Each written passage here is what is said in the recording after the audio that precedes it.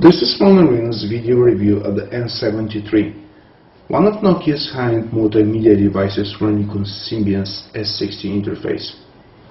What you notice immediately is the bright QVGA display, which occupies most of the candy bar front side, and is much bigger compared to the one of the N70, which is the predecessor of the N73, and has only 176 by 208 pixels. Thanks to a white sensor, it brightens up to be perfectly seen in direct sunlight and turns off the keypad backlit to save some battery power. The colors are 262,000 and are very saturated, the pixels are small in size, and the produced image is detailed and very realistic. In dark environments, both the front keys and the ones on the right side are lit in blue. The numeric keys are small for our taste, without space between each of them, but with good tactile response. The shortcuts on the right are for volume control, the gallery, and the camera. The latter is on the back under a nice slide that is gently opened with a single push to reveal the lens with Carl Zeiss branding on them, and the LED flash that is strong enough for places with no light at all. The same goes for closing the slider, one finger use only. The whole back panel produces a slight crackling noise when pressed, but otherwise the build quality is solid and the phone feels nice in the hand with 4 ounces weight, which you can feel when you put the phone in the shirt pocket. At the end, on the top and bottom sides, there are stereo speakers that are for music playback and for the ringing color. The home screen has the carrier name and a line of shortcuts just below it. You can change the shortcuts to suit your best. Below them is the active background. It displays to-do notes, music that's currently playing, or missed calls or end messages.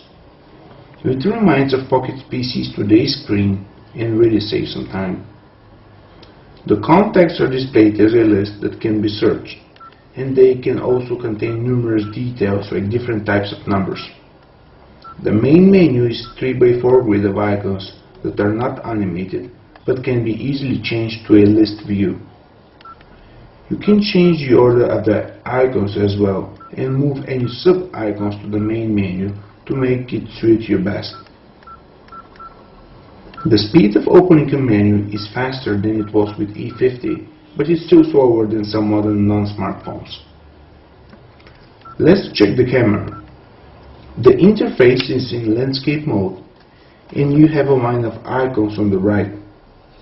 You can choose the scene or the flash mode, and when you half push the shutter key, the autofocus starts doing its magic.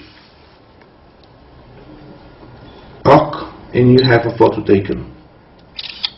The image quality of the pictures is very good for a phone, similar to the rest of the 3.2 megapixel shooters on the market. Compared though with regular digital camera images, the N73 lacks in every department. Using the multimedia dedicated key on the front, we can easily go in the music player. The interface has several small icons on the left that are hard to see. In the music library, you can sort the songs by album, artist, genre, etc. And we like the playlist with most played track option. Unfortunately, we don't find the sound quality of either the stereo speakers or to the provided headphones good enough to be listened to with joy. If the phone had a 3.5mm stereo jack to use with your headphones, it would have been much better.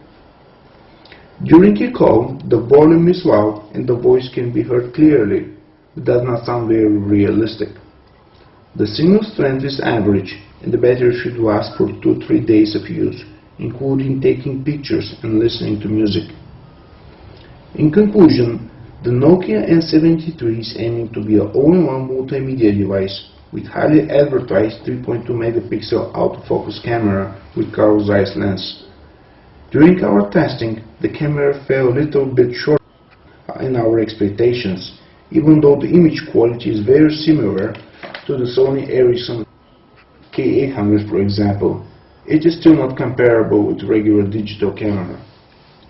On the other hand, the display is just gorgeous, showing crystal clear and sharp images and text. Combined with Symbian operating system and S60 user interface, the N73 is one of the best multimedia phones currently on the market.